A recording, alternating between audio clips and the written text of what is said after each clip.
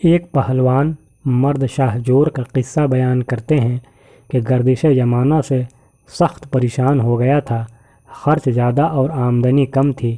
مفلسی اور خلاصی کے ہاتھوں عاجز ہو کر باپ کے پاس گیا اور شکایت زمانہ کرتے ہوئے اس سے سفر پر جانے کی اجازت چاہی تاکہ اپنی قوت بازو سے کام لے کر گوہر مقصود حاصل کر سکے، یعنی اپنی تنگ دستی کو آسودہ حال میں بدل سکے۔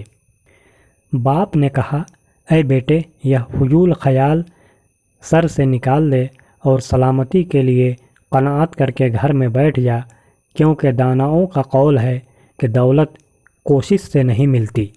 بیٹے نے کہا، ابا جان، سفر کے بہت سے فائدے ہیں، مثلاً تفریح، مختلف ملکوں کی سیر، عجیب و غریب چیزوں کا دیکھنا اور سننا، مرتبہ اور ادب کا حاصل کرنا، منافع کمانے اور دولت میں اضافہ کرنے کے ذرائع میسر آنا، دوستوں سے ملاقات، قسم قسم کے لوگوں سے واقفیت اور زمانے کے نشیب و فراز کا تجربہ وغیرہ۔ باپ نے کہا، جانے پدر، سفر کے فوائد جیسا کہ تو نے بیان کیے بے شمار ہیں، لیکن یہ صرف 5 قسم کے لوگ ہی یقینی طور پر حاصل کر سکتے ہیں۔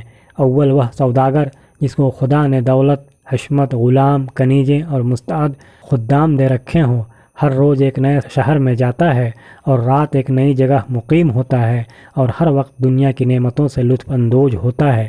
دوسرا، وہ عالم کے اپنے کلام شیریں، قوت فصاحت اور مایہ بلاغت کے ساتھ جہاں کہیں جاتا ہے لوگ اس کی خدمت میں حاضر ہوتے ہیں اور تعظیم کرتے ہیں۔ تیسرا، وہ خوبرو، صاحب دل لوگ اس سے ملنے کی خواہش کریں۔ بزرگوں نے کہا ہے کہ تھوڑا سا حسن و جمال بہت سے زر و مال سے بہتر ہے، اور کہتے ہیں خوبصورت چہرہ زخمی دلوں کا مرہم ہے اور بند دروازوں کی کنجی ہے۔ بلا شبہ اس کی صحبت کو لوگ سب جگہ غنیمت سمجھتے ہیں۔ چوتھا، وہ خوش آواز کہ اپنے داؤدی گلے سے بہتے پانی کو روک دیتا ہے اور پرندوں کو اڑنے سے باز رکھتا ہے۔ اپنی اس خداداد فضیلت سے وہ مشتاقوں کے دل کا شکار کرتا ہے اور باشعور لوگ اس کی صحبت میں بیٹھنے کی خواہش کرتے ہیں اور ہر طرح سے اس کی خدمت بجا لاتے ہیں۔ پانچواں، وہ صاحب ہنر جو اپنی قوت بازو سے روزی حاصل کرتا ہے اور روٹی کے ایک لقمہ کے لیے اپنی عزت و آبرو کا سودا نہیں کرتا۔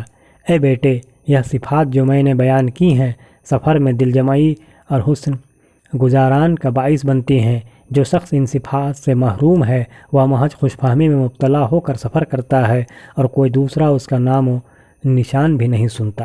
بیٹے نے کہا کہ ابا جان، میں داناؤں کے قول کی مخالفت کیسے کروں جو کہہ گئے ہیں کہ رزق اگرچہ قسمت میں لکھا ہوتا ہے لیکن اس کے حاصل کرنے کے لیے تگ و دو ضروری ہے، اور مصیبت بھی اگرچہ قسمت میں لکھی ہوتی ہے لیکن اس کو جان بوجھ کر دعوت دینے سے پرہیز کرنا واجب ہے۔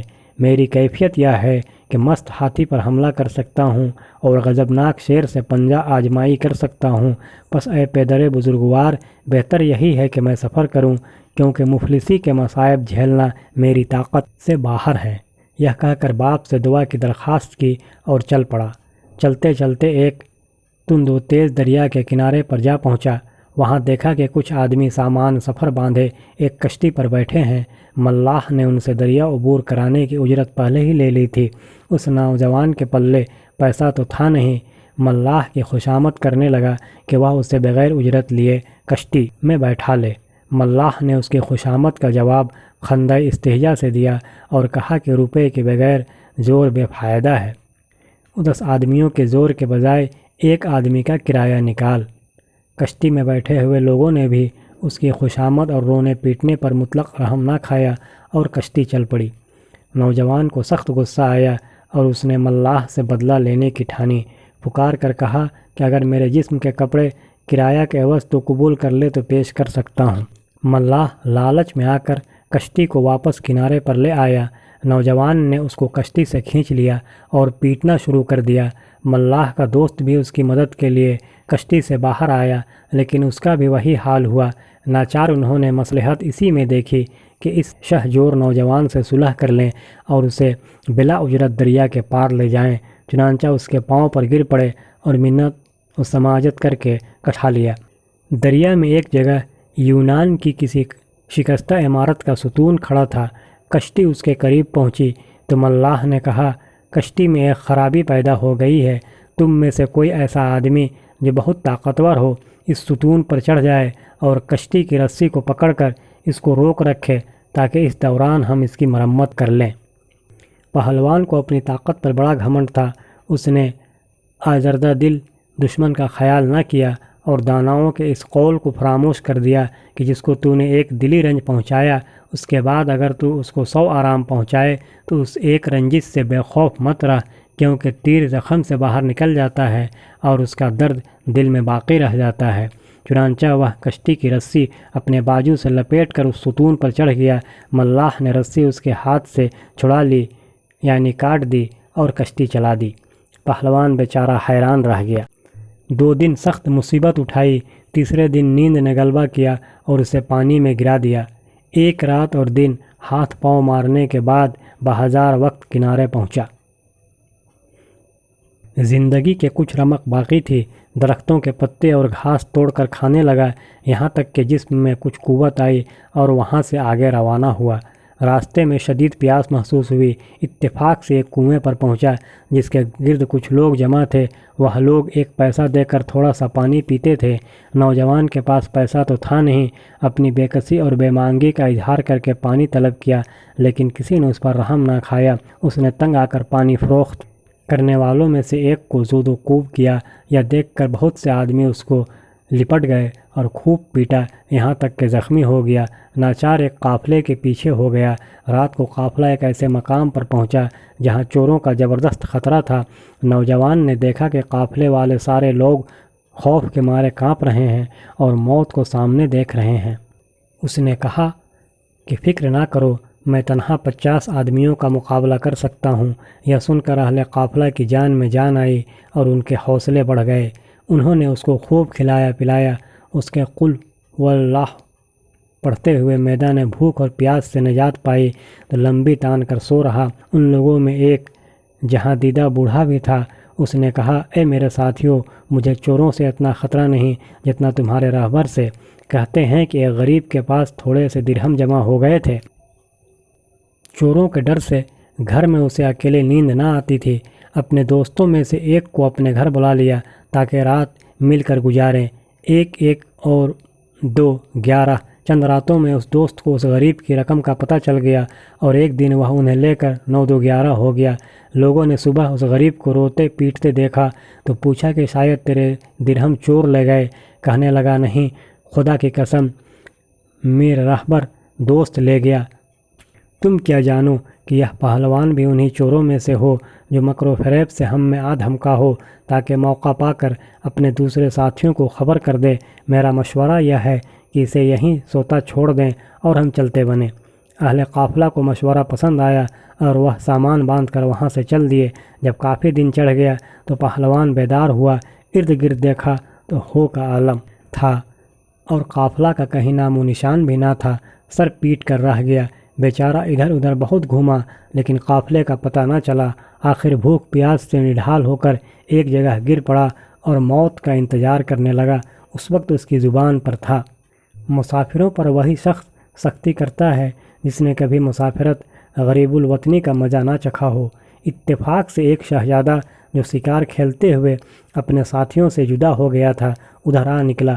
اس نے خستہ حال پہلوان کو یہ شعر پڑھتے سنا اور اس کی پاکیزہ صورت دیکھی تو ٹھٹک کر اس کے سرہانے کھڑا ہو گیا اور پریشان حالی کا سبب پوچھا۔ نوجوان نے جو کچھ اس پر بیتی تھی کہہ سنائی۔ شہزادے کو اس کی تباہ حالی پر رحم آ گیا اور اس نے اسے خلعت اور انعام سے نوازا۔ پھر ایک بھروسہ کا آدمی اس کے ساتھ کر دیا، یہاں تک کہ وہ اپنے شہر پہنچ گیا۔ باپ اسے دیکھ کر بہت خوش ہوا اور اس کے زندہ سلامت واپس آ جانے پر خدا کا شکر ادا کیا۔ پہلوان نے رات کو جو اس پر بیتی تھی، کشتی کے حالات، ملاح کا ظلم، کنویں پر دیہاتیوں کی زیادتی اور قافلے والوں کی بے وفائی، غرض سب کے تمام حالات باپ کو سنائے۔ باپ نے کہا، اے بیٹے، کیا میں نے تجھے چلتے وقت نہیں کہا تھا کہ مفلسوں کی دلیری کے ہاتھ بندھے ہوتے ہیں اور ان کی شجاعت کا پنجہ ٹوٹا ہوتا ہے؟ لڑکے نے کہا، ابا جان، یقیناً جب تک آپ تکلیف نہیں اٹھائیں گے، خزانہ نہیں پائیں گے، جب تک جان کو خطرے میں نہیں ڈالیں گے، دشمن پر فتح حاصل نہیں کریں گے، جب تک دانہ نہیں بوئیں گے، خرمن نہیں اٹھائیں گے، آپ نے دیکھا نہیں کہ تھوڑی سی تکلیف اٹھانے کے بعد مجھے کس قدر راحت نصیب ہوئی ہے، اور ایک ڈنگ کھا کر شہد کا کس قدر ذخیرہ میں اپنے ساتھ لایا ہوں۔ باپ نے بیٹے سے کہا کہ اس مرتبہ آسمان نے تیری مدد کی اور اقبال نے رہبری کی کہ ایک دولت مند تیرے پاس آ گیا اور انعام و اکرام سے تجھے نوازا، لیکن ایسا اتفاق شاذ و نادر ہوتا ہے اور اتفاقی باتوں پر تکیہ نہیں کرنا چاہیے۔ کہتے ہیں کہ فارس کے بادشاہ کے پاس ایک انگوٹھی تھی جس میں ایک نگینہ جڑا ہوا تھا۔ ایک مرتبہ بادشاہ چند مصاحبوں کے ساتھ سراج کی عیدگاہ میں سیر کرنے گیا۔ وہاں جا کر حکم دیا کہ انگوٹھی کو مرحوم شاہ عضد الدین کے مقبرے کے گنبد پر قائم کیا جائے اور لوگ اس پر تیر اندازی کریں۔ جس شخص کا تیر انگوٹھی کے حلقے سے گزر جائے گا، انگوٹھی اس کو دے دی جائے گی۔ اس وقت بادشاہ کے پاس 400 ماہر تیر انداز تھے۔ ان سب نے انگوٹھی پر تیر چلائے، لیکن سب کا نشانہ خطا ہوا۔ ایک چھوٹا سا بچہ نواحی مکان کے چھت پر تیر اندازی کا کھیل کھیل رہا تھا۔ اتفاق سے اس کا تیر انگوٹھی کے حلقے سے گزر گیا۔ بادشاہ نے اس بچے کو خلعت اور انعام دیا اور حسب وعدہ انگوٹھی بھی اسے دے دی۔ اس بچے نے انعام لے کر تیر و کمان جلا دیے۔ لوگوں نے کہا کہ تو نے ایسا کیوں کیا؟ بولا اس لیے کہ میرا بھرم بنا رہے۔ کبھی ایسا بھی ہوتا ہے کہ روشن دماغ دانا سے تدبیر نہیں ہوتی، اور کبھی ایسا ہوتا ہے کہ نادان بچہ غلطی سے نشانہ پر تیر مار دیتا ہے۔